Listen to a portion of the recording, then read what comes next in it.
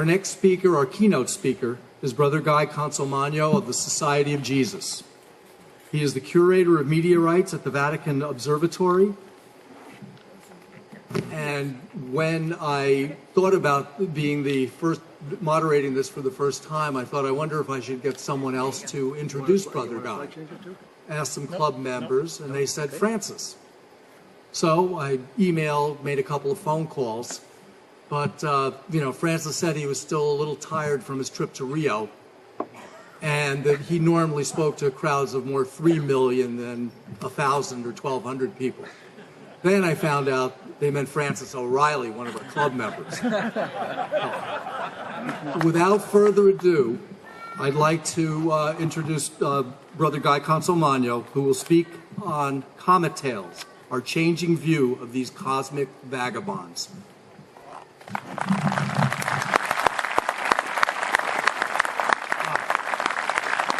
Thanks a whole lot for having me here.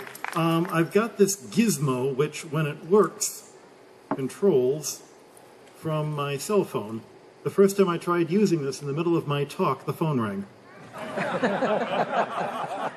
But if it works this time, it'll be great, and if it doesn't, of course, it worked great half an hour ago. It doesn't work now. Here we go. Here we go. Yes. Right. I'm a planetary scientist. I'm the guy who half wrote Turn Left at Orion. And while there's still enough light, I'd like to embarrass my co-author, Dan, by having him stand up. So if you need autographs from him, where are you, Dan? All right. There he is. He deigned to be my chauffeur this weekend as well, which is great. We've known each other since the days when I was a postdoc at MIT and he was a graduate student. And he even asked me to be his son's godfather. I think he wanted an Italian godfather for his son. I am a planetary scientist. I have 2 different research programs. One of them involves meteorites in a laboratory in one of the largest meteorite collections in the world, located in the Pope's summer home in Castel Gandolfo. And just to show you how much the Pope supports our work, he sent this chemist from Argentina into my lab, who brought his own white lab coat. You know, it's very handy to have. He's looking actually at a piece of a meteorite called Epinal, which is from Argentina. People sometimes wonder why the Vatican supports an astronomical observatory, and I was going to give you a long spiel, but then I realized all you have to do is look at your own clubhouse, and you've got the answer written right on the walls there. Our own observatory dates from, we say, the reform of the calendar in 1582. But in fact, we've had astronomers on and off since that time. The modern incarnation dates from 1891. Pope Leo XIII at that point wanted to show the world that the Church does support astronomy. It turns out most astronomers know that. It's the people in the Church we have to keep reminding that the Church supports astronomy.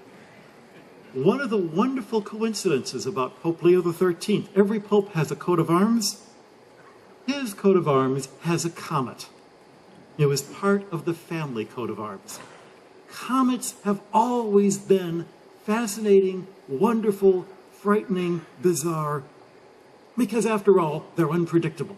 Unlike anything else in the sky that can be used as a source of timekeeping, comets come at their own time, and it would be really hard to predict when they were coming. They come in very strange orbits, where everything else you could imagine was in a pretty much circular orbit around the Earth. It was really hard to understand the paths that comets took. And of course, they've got these weird tails. My own history of comets goes back a couple of comets I saw in my younger days. The first was in December of 73, I believe it was, Comet Kohoutek. No, you can't see it there. In 73, I was going to MIT and coming home to Michigan on the winter vacations. During Christmas vacation, I knew that Comet Kohoutek, if I've got it 73 wrong and it was really 72 or 74, I'm sure somebody here will shout out. 73, I got it right, good. I was told that you could see it rising just before sunrise. Out our front window, we could see this view. And I thought, I'll just set up my telescope, about 7:30. It's still dark in Michigan at Christmas time. and I'm waiting for the comet to appear. I'd really never seen a comet before. I somehow missed Comet Bennett, Kiyosaki. I'm waiting for the comet, and it's getting brighter, and it's getting brighter, and it's getting brighter, and it's certainly coming to dawn, and I've given up. The only cool thing I saw was a crescent moon rising. But aside from that, I couldn't see the comet. And then I saw the sun rise and realized the crescent was in the wrong direction. It was the comet. I say that to remind you of how small comets normally are and how curved their tails can be when they're close to the sun. But that was my experience. Like a lot of people, Kohoutek, I've been taken in by the publications and publicity that Kohoutek had. The idea it was going to be the comet of the century. It was going to be spectacular. Everyone's going to be amazed by it. And it really wasn't all that spectacular, as it turned out. It was a comet that had been seen early on because it was very distant, and they were just beginning to have telescopes that could pick these things up out beyond the orbit of Jupiter. And people had miscalculated how bright it would be. Fast forward a couple of years, I'm at the University of Arizona getting my degree in planetary sciences, and my roommate says, "Oh, there's a comet, you can see it." Yeah, or I've seen comets, they look like the crescent moon. "Oh, you get up at 4 in the morning. I'm not going to get up at 4. Well, I'm living in Tucson. Skies are dark. 4 in the morning, nature had me getting up anyway. So I figured, okay, I'll pull on my blue jeans and step outside. I walk around the building and looked to the east and saw Comet West. To give you a little bit of the scale, do you see the bright star in the upper right? That's Altair. And you can see in the midst of the comet there is Delphinus. This is covering a huge swath of the sky. And it looked like that to the naked eye. That is not any kind of time exposure. It was like standing in a planetarium and looking at a photograph of a comet splashed on the dome. It was the scariest thing I'd ever seen in my life. Because it was big and bright and shouldn't be there. So I could imagine, you can imagine, what it was like in ancient times when the stars were looked at as the one thing that, at least in life, was predictable, and to have something like that very unpredictable visit. What were these things? What were comets? What are the tails? Why do they have tails? What do these tails mean? How come the tails are always pointing away from the sun? They're clever enough to see that. Why do they have such funny shapes? For that matter, really, what are comets? Are they close to us? Are they far away from us? Are they things in the atmosphere? Are they things out beyond the moon? Because the translunarian sphere was considered the boundary between terrestrial things that act in a weird way and celestial things that act in a marvelously orderly way. What are comets made of?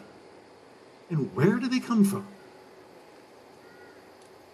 This classic illustration, according to Pliny, of comet tails is marvelously hilarious to us now. I love the one that looks like a sword. But of course, it reminds us that when we're looking at things we don't understand, we always try to understand them in terms of things we do understand. And we see what we expect to see. In this crowd, I don't think I have to give you much of a lesson about what comets are. You all know them. You've probably seen more than I have. This is my one, what a comet is, for anybody who's new to astronomy. Comets follow a path that mark as they go around the sun. The light and other radiation from the sun is coming up from the bottom right, and comets have a lump of something that's following that path, and they have often two tails, a dust tail and a gas tail. The dust and the gas are both being pushed away from the sun by the force of sunlight and by what's called the solar wind, a plasma that expands out away from the sun, carrying with it the sun's magnetic field. Things that are very light, like ions that can be carried away by the sun's magnetic field, are directed directly away from the sun. Things that move more slowly, like bits of dust about as fine as flour, will move slightly behind times as the comet itself follows this path around the sun. You see dust tail up at the bottom, up at the top, and dust trail along the path. And we'll talk a little bit more about what that trail is. So that's what we know today comets are. But it was a long path to get there to understand what comets were. One of the key advances, of course, was the telescope. And in 1618, after about a 40-year period when no visible naked-eye comets were seen, finally, this is only 9 years after Galileo had come up with the telescope, 3 comets were seen in the sky. So, of course, where was Galileo with his telescope? He was sick in bed. The first person to actually look at comets was a Jesuit priest named Orazio Grassi. And after observing these comets, he wrote a little booklet about it. And of course, being a Jesuit means that you're part of this international conspiracy. We're all completely, lots of schools, we do write letters to each other. He organized with a couple of Jesuits up in Germany to observe the comet and the position of the comet night to night. With this, he worked out the parallax of the comet and showed that comets are located out beyond the moon. Basically, one of the great things about working at the Vatican Observatory is that across the hall from my office is our library, and the Vatican libraries gave to the observatory all of their modern books on astronomy. By modern, they mean printed with a printing press. So I was able to go in and photograph a few of these marvelous books. This was the calculations that Grassi explains how he observed the comets and how the comet and the same night at the same time appeared next to exactly the same star, whether you were observing it from Italy or from Germany. Therefore, you could say that the comet had no visible parallax, had to actually be out among the stars themselves. And this was a really exciting discovery. And he was the first guy to observe a comet through a telescope. This did not sit well with Mr. Galileo, who had been the first person to see everything else in a telescope, at least by his ideas. So Galileo wrote a contrary book under the name of his student Mario Guiducci. We've got the first draft. It's all in Galileo's handwriting. He says, look, well, let's just use it. Even though he never saw the comet, he says, I can use my reason. Comets are very rare. Even if it was the same comet coming back every 40 years, that would mean that they had an orbit even longer than Saturn's orbit, which would mean they'd have to have a distance even greater than Saturn from us. How could they be that bright? It's completely unreasonable. Certainly you couldn't have something like that in a circular orbit. Therefore, comets can't be in space. They must be refractions of light in the upper atmosphere. Grassi, using the name of one of his friends, writes a reply. This was the style of how people would debate. And after a while, each book is refuting all the things in the other book, whether it had anything to do with the argument of comets or not. So he writes a book called The Astronomical Balance. He says, let's put the evidence in two different pans. Comets show parallax, and besides, Galileo, you don't understand how telescopes work. Because everybody knows, if you look at the moon, and then look at the moon through the telescope, the moon looks bigger, right? If you look at a star, and you look at a star through a telescope, the star doesn't look bigger. Therefore, the farther away something is, the weaker the magnification power. And therefore, since I couldn't see any difference in the brightness of the comet using the telescope or not using the telescope, it must be far away. And you don't understand that, Mr. Galileo, because you don't understand telescopes. This was the level of the discourse going on. Galileo, in his copy of the book, just writes, lousy buffalo. You can imagine what he thinks of. Finally, Galileo writes the reply, a book called The Assayer. Rather than using a rough kind of scales like you'd find at a butcher's shop, he's going to use the very fine scales that the assayer of jewels would use. And in this book, he outlines his philosophy of how science should be done. It's considered a classic. Kids in Italy today read this in high school just because it's such beautifully written Italian, clearly written for the popular audience. And in it, he argues that, first of all, I'm brilliant, you should listen to me. Secondly, the Pope, Urban VIII, is my buddy, you should listen to me. This is the same Pope who 10 years later is going to get him into trouble. Rely on the data that you have actually taken, not on what the ancients, because Grassi, being a priest, had been quoting all the ancient scholars in Latin. Galileo, being a college dropout, couldn't read Latin very well, so he said, don't bother with all these books written in Latin. Use what your own eyes have seen. And by the way, the comet, which I've never seen, can't possibly be, something out in the far sky. That's the frontispiece. That is a picture of a man who's phenomenally confident in himself and has a beard. Any resemblance between him and me is completely coincidental. Arrogant, nasty, smarter than everybody else in the room. Yeah, me. There's also, along with it, a poem in about 40 verses of how wonderful Galileo is, followed by the official church censor who writes that we are honored to be living in the same time as Galileo because we are going to be remembered for him. The church censor who endorsed the book was not a Jesuit, but a Dominican, the great rivals. And two more things about the outcome of this. First of all, what both Grassi and Galileo agreed on is that comets are not the portenders of great doom and catastrophe. And the fact that there were 3 comets in 1618 didn't mean that something horrible was going to happen in 1618. They both agreed with that. They were both scientists. 1618 was the year the 30 Years' War started. And secondly, Galileo managed to tick off so many of his enemies by being really clever and sarcastic that 10 years later, when the politics shifted because of the 30 Years' War, and he got into trouble, all the Jesuits said, yeah, gee, sorry to hear about that. But that's a different story. Comets still were mysterious, and were mysterious well into the early 19th century. This is a paper from the Philosophical Transactions of the Royal Society of London. We've got the complete collection going back to Volume 1, Number 1.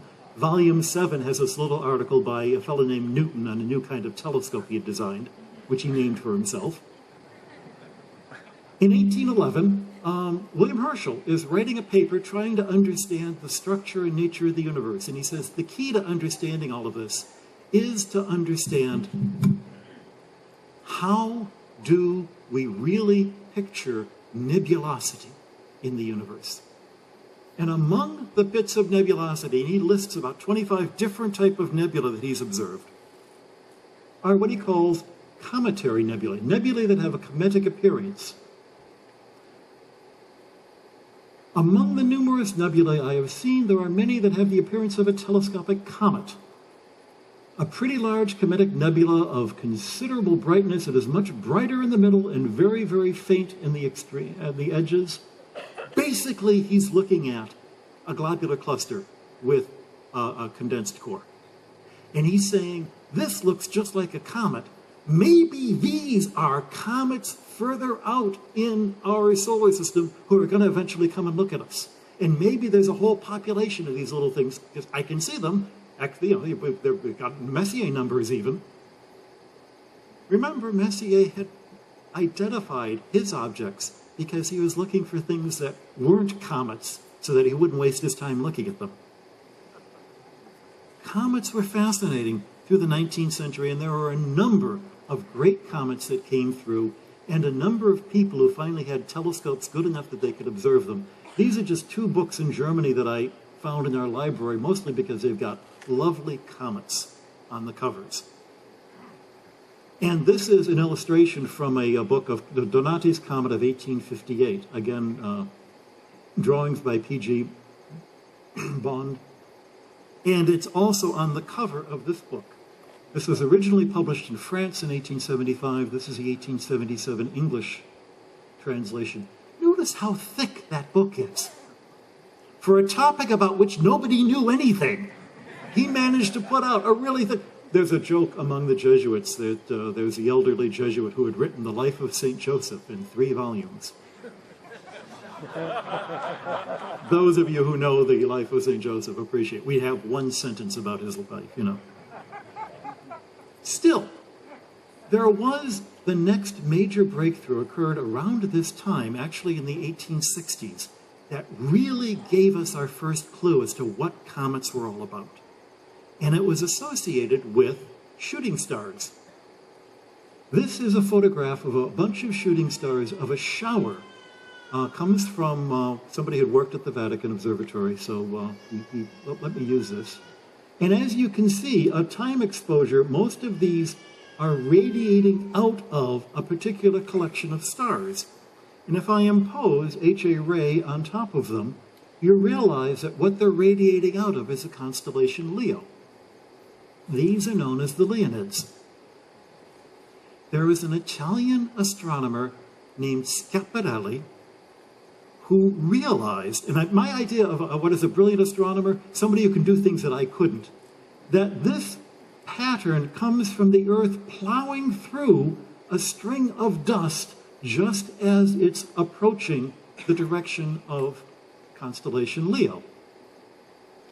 And because he knew the periodicity of the great showers, which came once every 33 years, and from seeing where the Earth was when these all seemed to be coming out of Leo, he was able to calculate backwards the orbit that all of this dust should have, and recognized that this dust shared exactly the same orbit as a comet. What he published was the connection of the Leonids with Comet Tempel-Tuttle. But when you look in his literature, he actually first worked it out for the Perseids of 1866. And of course, we're going to see the Perseids tonight. So now we know there's a connection between dust that makes meteors and comets. Schiaparelli was famous for 3 really major advances that we're all familiar with. He was the first person who discovered the canals on Mars that aren't there. He was the one whose very, very careful observations of the surface of Mercury showed that it always keeps the same face to the sun, which it doesn't. Both cases, the observations were really good. He just slightly overinterpreted. By recognizing that the connection existed between comet dust and comets themselves, Schiaparelli realized we must get comets from strings of dust who are gravitationally collapsing themselves into comets. It was only 10 years later that they realized one of the periodic comets, Comet Gila, had a dust stream attached to it called the Andromedes. You've never heard of the Andromedes. They don't exist anymore because the comet failed to appear in 1866, and there was nothing but a dust storm in 1872, and after that, the dust pretty much went away, which was the real observational evidence that the dust comes from the comets. The comets don't come from the dust. Nonetheless, this idea that there's a connection between dust streams and comets is in the literature up to as late as 1948. A paper by Littleton on the origin of comets. And this is his theory of where comets come from, 1948.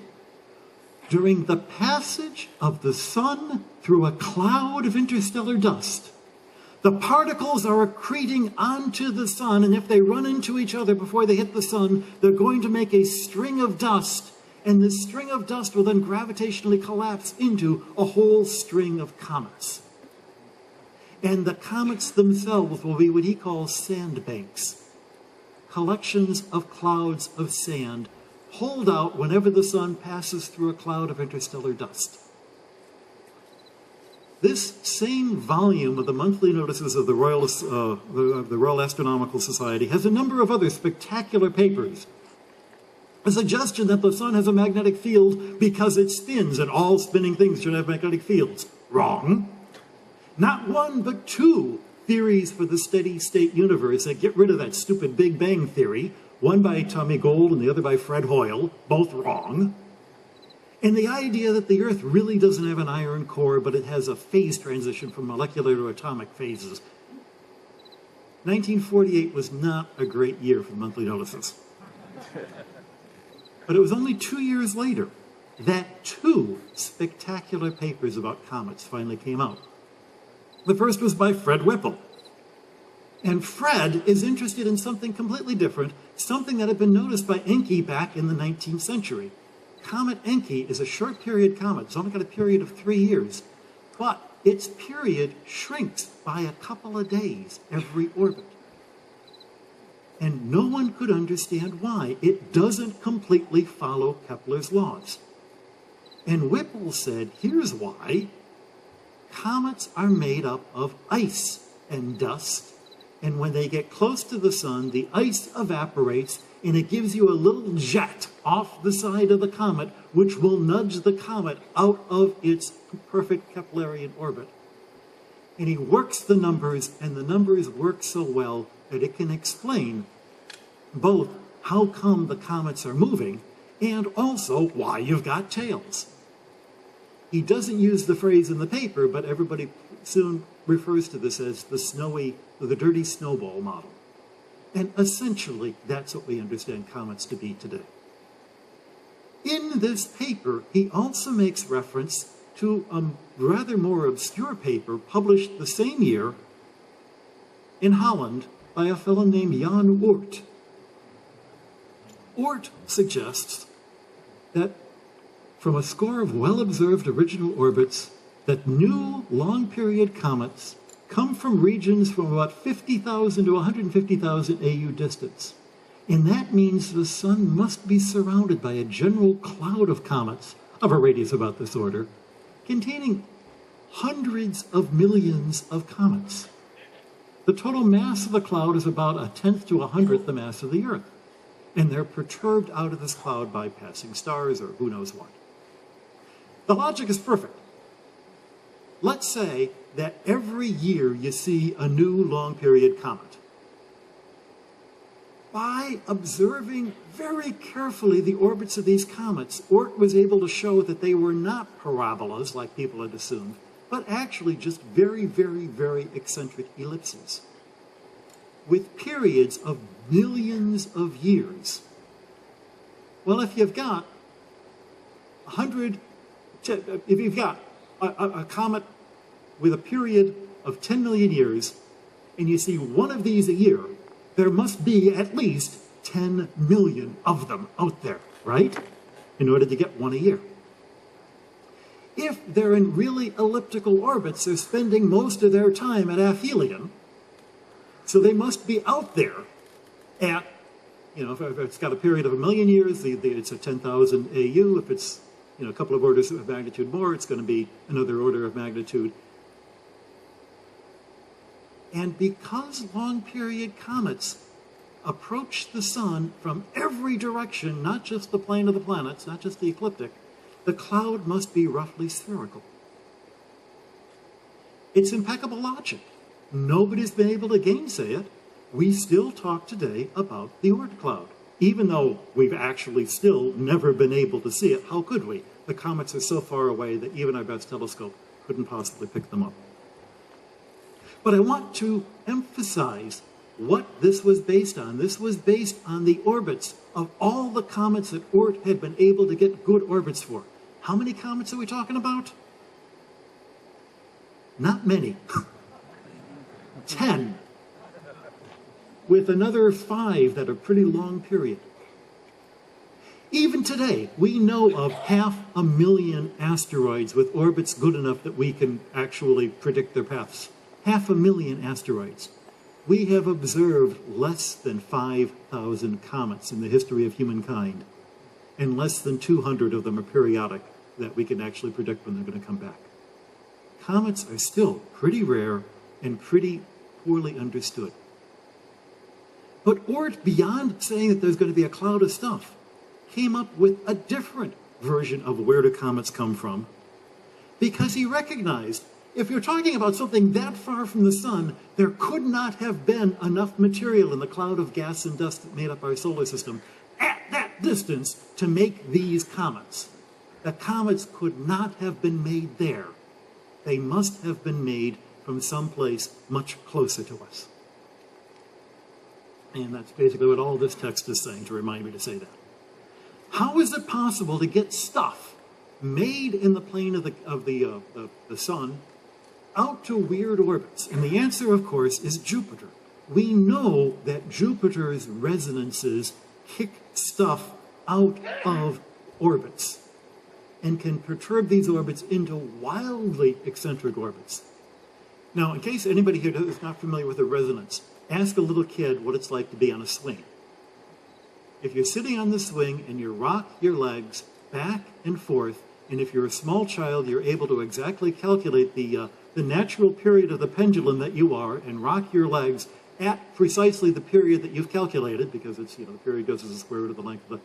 Well, you kind of know when you've got it, because when you've got it, you're pumping the swing. And the swing gets bigger and bigger and bigger and bigger until it goes over the top and you turn it inside out. I that, but I always wanted to. Resonances are when you add a small perturbation at the same time in the same place at some small fraction of its natural resonance. So if you are Jupiter orbiting once every 12 years, and there is an asteroid that orbits the sun once every 6 years, the asteroid and Jupiter are going to encounter themselves in the same part of each of their orbits every 12 years. Jupiter will give a little bit of a nudge to that orbit, and that nudge will build up over time so that the eccentricity of the asteroid gets bigger and bigger and bigger, so that even though it's still got the same period, it starts approaching other planets, and that other planet can give it a weird kick to finally get it up into the sun or out into the outer solar system. We know that even though there's lots of planets, there's a lot of stuff that went into Mercury and a lot of stuff that went into Venus and a lot of stuff that went into the Earth, bigger and bigger and bigger. Suddenly, Mars is a lot smaller than the Earth, and then you have the asteroid belt with hardly anything, because Jupiter ejected most of that stuff, clearing out the asteroid belt with boundaries of where things are cleared out that exactly match these small resonances with Jupiter. This has been known for 150 years. About 10 years ago, a bunch of guys in Nice came up with this Nice model.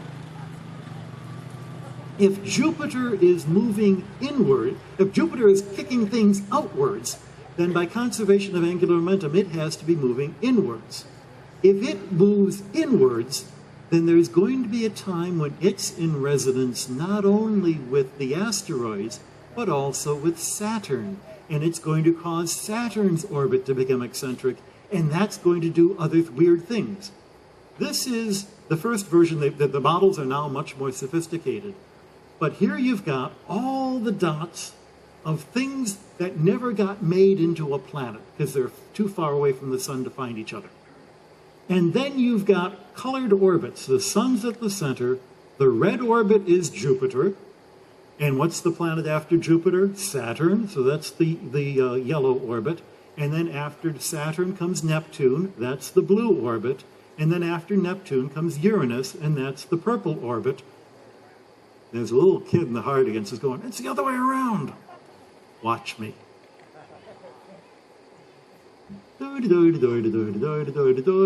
Suddenly we hit resonance, and what happens? The outer two planets switch orbits, and everything gets scattered to heck. You want to see that again? All right. You know, we're missing the space station right now? Okay. Oh, there it is. I'm being overdone by the space station. I'll wait till it goes. Ooh, there it goes.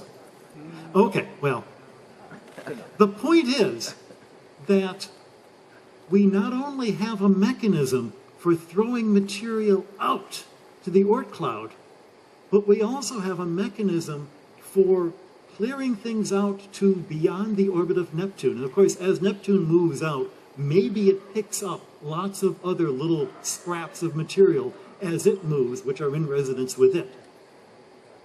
This is the current solar system. We've got the 4 outer planets there. All the blue dots are short-period comets that we know are close and visible. And all the red dots are a region of material that was proposed ought to be in the plane of the same planets, but a source of a different kind of comet. Now, when Pluto was first found, Leonard, a meteoriticist, proposed perhaps it was the first of a population of objects out beyond Neptune. So it should be called the Leonard population. Oh no. 10 years later, Edgeworth comes up with a theory that maybe short-period comets come from this population, so it should be called the Edgeworth. Actually, at the same time, Kuiper writes a book where he says, I don't really believe this theory. It's been called the Kuiper Belt ever since. But this is the picture. Now, mind this is a logarithmic kind of picture. You've got a cloud of comets around the solar system and a disk of comets closer to the solar system. And among the comets we see today, we can distinguish between long-period Oort cloud comets and Jupiter family comets, because these are the comets that are strongly perturbed by Jupiter because they're already in the same plane as Jupiter's orbit. The weird thing is, the Jupiter family comets probably come from the Oort cloud outside of Neptune and represent stuff from the outer solar system. The Oort cloud comets, which are actually way further out, originated much closer to Jupiter and were scattered out. So the guys that are close are really farther, and the guys that are farther come from closer. And the guys that are called the Jupiter family comets are the ones that were not scattered out to where they were by Jupiter. Have I confused you all yet?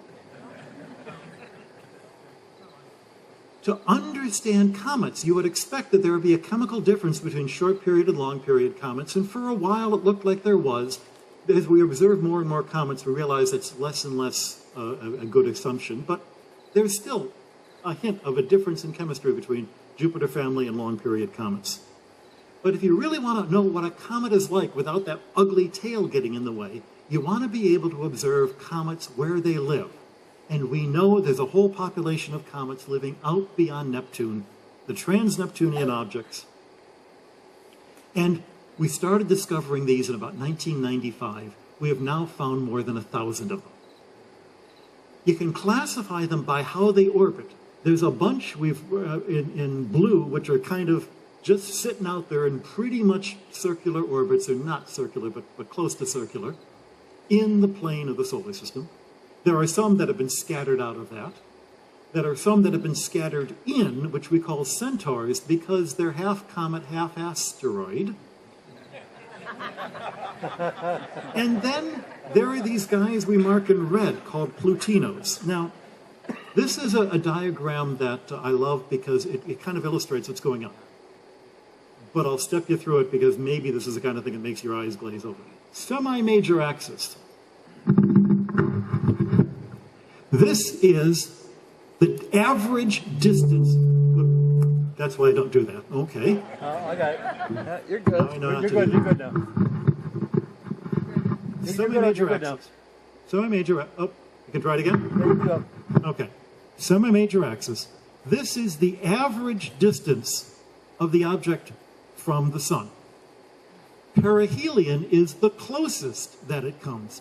Obviously, nothing can be above a 45-degree line because the average distance can't be less than the closest distance. But if the average distance is exactly the same as the closest distance, the thing's going in a circle, right? The period that it takes is directly connected to the average distance. How farther it is, that tells you the period. Whether it's eccentric or not. So you see all these guys in red, they all have exactly the same average distance as Pluto does. They're all in a 3-to-2 resonance with Neptune. One picture is that as Neptune moved out, anything that suddenly found itself in a 3-to-2 resonance with Neptune's new period got trapped into that resonance and stayed in a 3-to-2 resonance, even as Neptune continued moving out, so just collected a bunch of guys. And that's kind of the argument as to why you really can't think of Pluto as a planet, because Neptune jerks Pluto around. Pluto doesn't have anything much to say about it. So Neptune's the planet, and sadly Pluto isn't. You'll notice there's a bunch that are right on a beautiful line among the blue guys. Those are the guys that we didn't have eccentricities for, so we just assumed they were circular.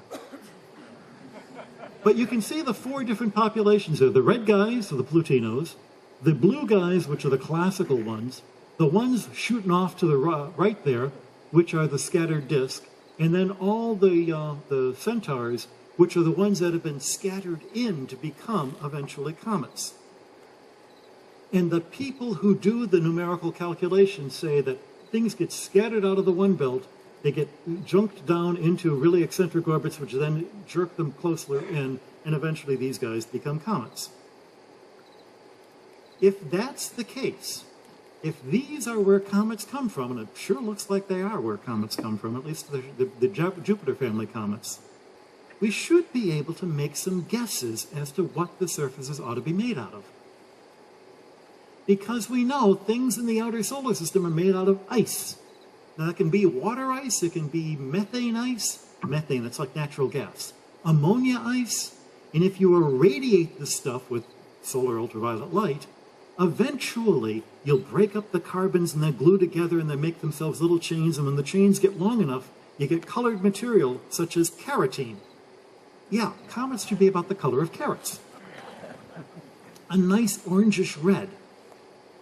But it also predicts that if that's the case, then you started out with this gray body, this kind of bright white icy body that got turned redder and redder and redder as the surface got exposed to the sun. And then maybe something hits it, splashes fresh stuff out onto the surface. If that's the case, then you ought to see a gradation in colors from red to gray, the red ones being dark, the gray ones being fresh. And any time you had a body with a fresh crater, it should be like gray or white on one side and red on the other side. So is this true? In order to find out, you've got to observe a lot of these guys and just work out the colors. You look at them at red, green, and blue filters and see, are they gray, are they blue, are they red? Tegler and Romanician, a couple of astronomers, one at northern Arizona and the other at Oklahoma, started doing this, and Fred Hoyle, my favorite crazy astronomer, noticed the results. That they have found that some of these are remarkably red. And of course, this means organic, and organic to Fred Hoyle means extraterrestrial microbiology. Well, not really. Tegler and Romanician were needing a telescope to make these observations, and we at the Vatican have a telescope.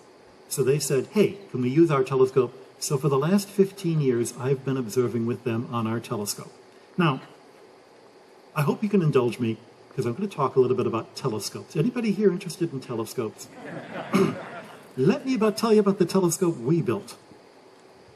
We've got this telescope on Mount Graham in Arizona, which is a beautifully dark site in the middle of nowhere. Not only is it in the middle of nowhere, but there's no water there, so there's never going to be anything there.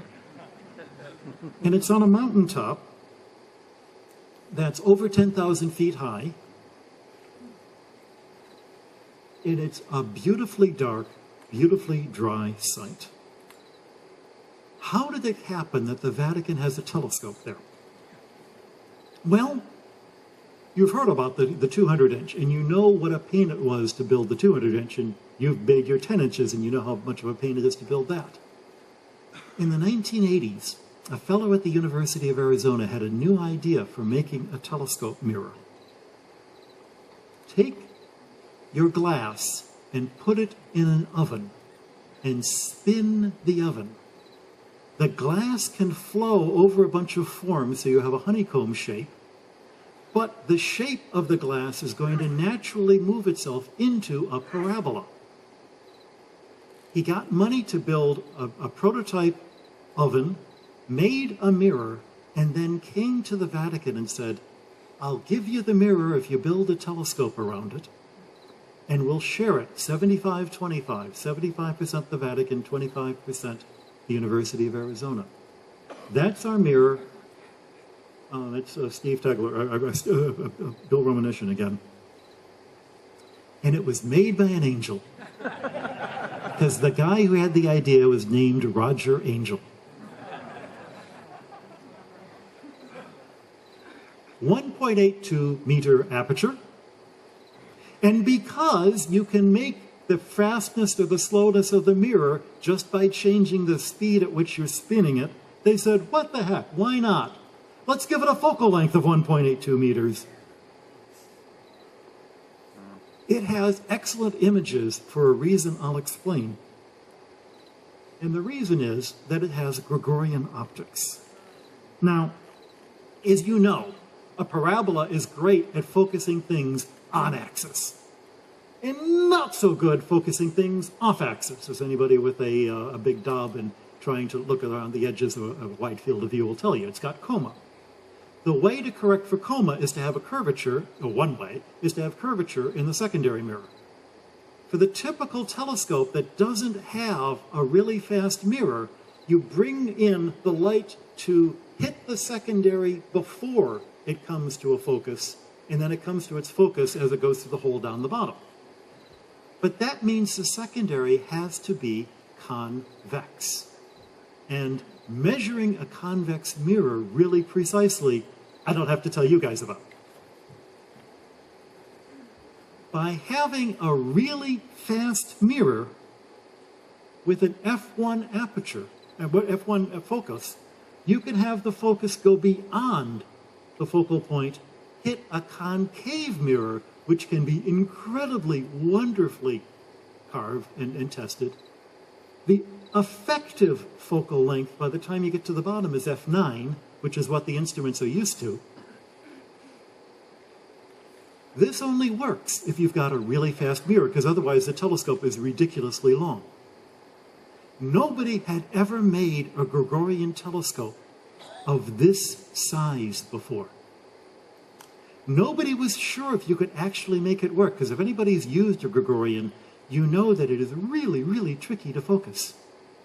Our telescope has to have the secondary mirror in a position to within 5 microns in order to have it in focus.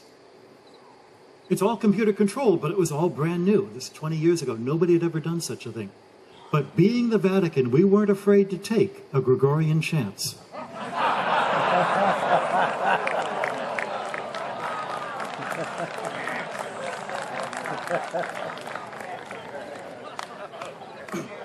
With this telescope, we were able, because the optics are so good, we are able to get sub-arcsecond seeing without adaptive optics. Just point the telescope, focus it to within 5 microns, and the spot is better than the CCD chip can, we can bin CCD chip pixels because it's just beautiful imaging. And that means you can look at something really faint because the light is concentrated into 1 or 2 pixels in your CCD chip, and you'll still get a good signal. Okay, remember our different categories of KBOs. The Plutinos, it turns out when you measure their colors, they're all over the place because these are guys that have been gathered from everywhere. The scattered disk objects seem to have a bunch of gray guys and a bunch of red guys, but a few things in between. But the actual cold classical guys are all red. And the centaurs that are being scattered in are either white or red with hardly anything in between. Exactly the opposite of what all our theories were about. Nobody completely understands why this is. We've been able to observe some of these objects with the infrared satellites and discovered if you know the infrared color and the visible color, you can work out how dark they are and how big they are. And the gray guys are as bright as the red guys. So there's no logic. And all of our predictions of what you ought to see turn out to not be true. We seem to be seeing a bunch of primordial objects that are either one color or the other color. We also thought that comets might be, collections of sandbanks originally, or at least collections of a lot of dust. But we know from comet Shoemaker-Levy, when it passed by Jupiter and was ripped apart by the tides of Jupiter, it was not ripped into a zillion pieces, it was ripped into about 25 pieces. Each of those pieces was coherent enough and strong enough to hold itself together against tides. Do we see other examples? Well, Comet West that I told you about broke into 4 pieces.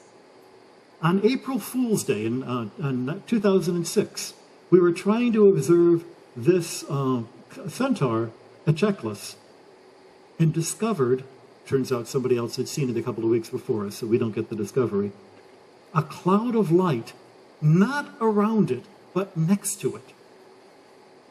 When you torque up the contrast, you see that actually there was a whole lot of light there.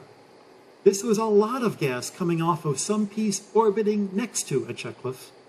And oh, by the way, you see that guy there?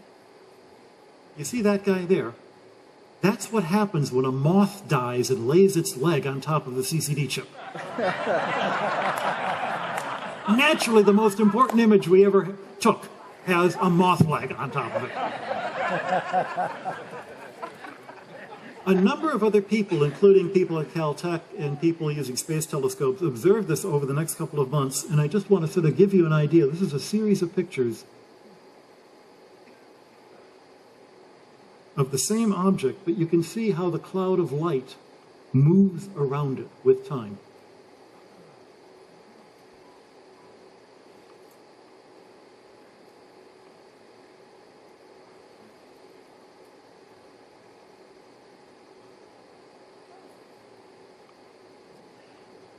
A few years later, people observing it was out by the orbit of Neptune at this point, about 13 AU. People observing it later didn't see it. About a year ago, it was reactivated again. Our best understanding, and this has not yet been published because the student who was going to publish it, who really found it the first time, went back to Korea and so far hasn't gotten around to writing it up yet because he's gotten other things to do. Our best guess is that what we have is Echeclus had an impact, broke into a couple of pieces. The other object is in an orbit that follows it around. They're close together in 2006, and they were close together 1,621 years ago, which may be when the two pieces broke off. One of them is active and the other isn't, and you can wave your hands about, well, maybe one was in the sun with some very low volatile ice, amorphous ice, that sort of thing. We don't know what's going on.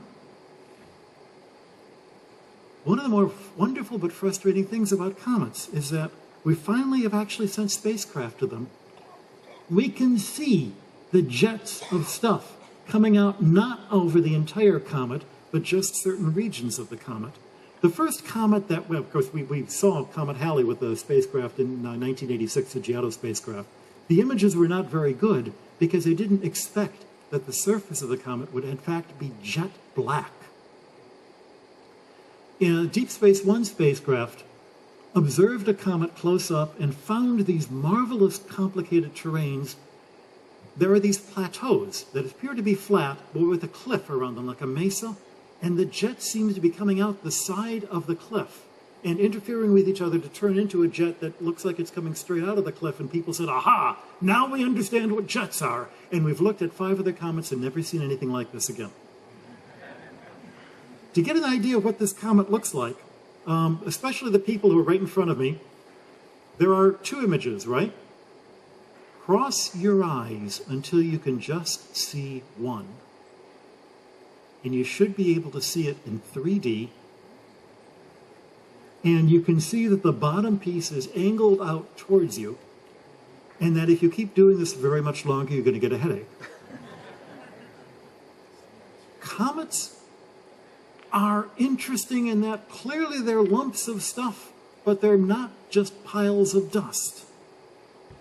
We know what some of the dust from the comets are because we actually had a spacecraft go out and pick up dust. This is Comet Wild. Looks completely different from the other comet. Instead of having mesas, it's got holes. What's going on?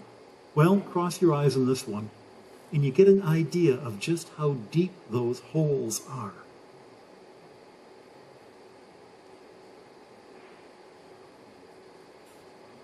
Able to get it? And of course, we even have the dust from that comet. And the dust, in many cases, looks like the kind of high-temperature dust you find in meteorites, which, again, nobody explained. The problem is, if you had asked me to give this talk 15 years ago, I could have spoken with great authority about comets. But darn it, we have too much data now.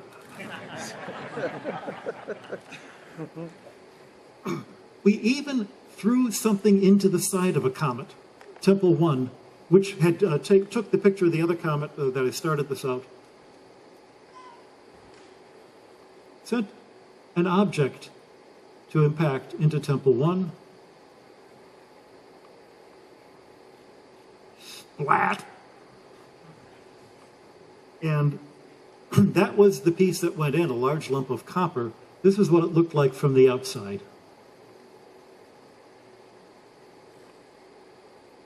And by measuring the plume and looking for the shadow of the plume, you're actually able to work out how big was the crater that it made and what was the path of material. Again, you see sort of those mesas, but you see things that you didn't see in other comets. Circular objects, well, are they impact craters? Are they stuff coming out of the comet? No two comets look alike. The spacecraft that collected the dust from Wild 1 then was steered past Tempel 1 to take this image 5 years after the impact. And our best guess is that very, very fuzzy round thing is the impact made by the sphere that was sent in there. The thing that's cool, though, is by seeing how the plume behaved, you can guess how much gravity a comet has. And by knowing the size of the comet and the amount of gravity, that you know how much mass it is, then you know what its density is. And its density is about half the density of water.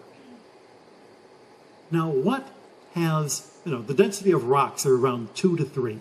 The density of water is around 1. What's got a density of half that? The answer is nothing. Nothing mixed in with water and rock. These guys, unlike the asteroids that are, piles of sand are 50% nothing and then 50% sand, these comets are 80% nothing and 20% rock and ice. They are very fluffy, very low density collections of material where every one of them seems to be different from the previous one. And that's why they're so exciting, and that's why they're so hard to predict. Not just when they're going to come, which we still can't predict the long period, guys, but even what we're going to see. There were two great controversies in the 19th century of people who observed a comet, published their results, and then after the results were published, the other scientist says, "We don't believe you," but by then it's too late to go back and check again because the comet's gone. In both cases, people were accused of faking their data, and it's hard to convince people, no, I really saw what I saw, because no two comets are alike. The comet we're all excited about, Comet Ison. This is as imaged by Hubble a few months back in May. If it had continued to grow in brightness as much as when it was first discovered, then it would be a really bright comet. Well, it's not growing that bright. We don't know what's going to happen. We do know its orbit. We do know that with a really good telescope and you know where to look, you might possibly be able to naked eye it by now, but it's still pretty darn faint.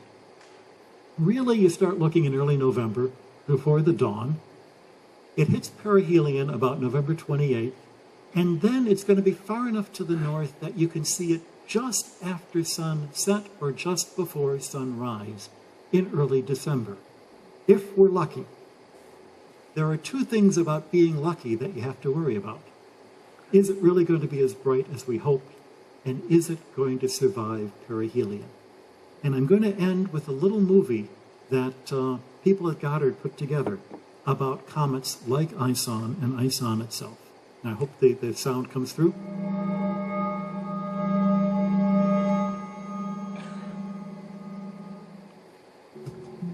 All the comets that we can see from Earth are orbiting the Sun, but some belong to a special group called sun-grazing comets.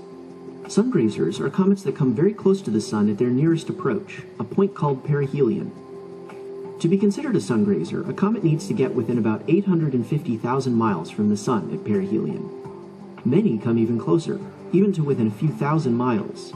Being so close to the Sun is very hard on comets for many reasons. They are subjected to a lot of solar radiation, which boils off their water or other volatiles. The physical push of the radiation in the solar wind also helps form the tails, and as they get closer to the Sun, the comets experience extremely strong tidal forces, or gravitational stress. In this hostile environment, many sun-grazers do not survive their trip around the Sun. They don't actually crash into the solar surface, but the Sun destroys them anyway. Many sun-grazing comets follow a similar orbit, called the Kreutz path, and collectively belong to a population known as the Kreutz group. In fact, close to 85% of the sun-grazers seen by the SOHO satellite are on this orbital highway. Scientists think one extremely large sun-grazing comet broke up hundreds or even thousands of years ago, and the current comets on the Kreutz path are the leftover fragments of it. As clumps of remnants make their way back around the Sun, we experience a sharp increase in sun-grazing comets, which appears to be going on now. Comet Lovejoy, which reached perihelion on December 15, 2011, is the best-known recent Kreutz group sun-grazer, and so far it is the only one that NASA's Solar Observing Fleet has seen survive its trip around the Sun. Comet Ison, an upcoming sun-grazer with perihelion on November 28, 2013, is not on the Kreutz path. In fact, Ison's orbit suggests that it may gain enough momentum to escape the solar system entirely and never return. Before it does so, it will pass within about 40 million miles from Earth on December 26th, assuming it survives its trip around the Sun. All comets are great laboratories for scientists to learn more about our solar system, but sun-grazing comets can also help us learn about the Sun. Their tails of ionized gas illuminate invisible magnetic fields, so they can act as a tracer, helping scientists observe these normally unseeable features. Such fields have even ripped off comet tails, allowing astronomers to watch them blowing in the solar wind, a wind that abruptly accelerates between 1 and 5 million miles from the Sun. Because of this, researchers will be watching Ison and other sun-grazing comets very closely. And since we are in a period of high sun-grazing comet activity, scientists can expect many more chances to watch these beautiful, natural research satellites in the coming years.